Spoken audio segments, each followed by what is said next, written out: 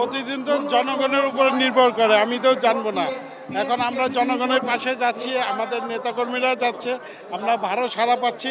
ইনশাল্লাহ আমি মনে করি যে ইনশাল্লাহ আমার পক্ষে আমার রায় আসবে।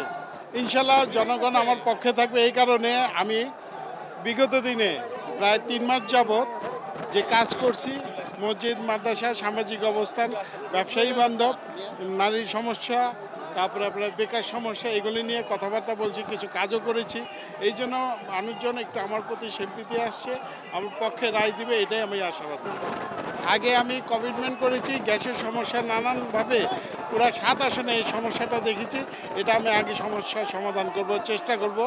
এটা জাতীয় সমস্যা ইনশাল্লাহ। তারপরে আমি নির্বাচিত হলে, আমার দল সরকার গঠন করলে আমি এই দাবিটা নিয়ে পেশ করব, ইনশাল্লাহ আদায় করব।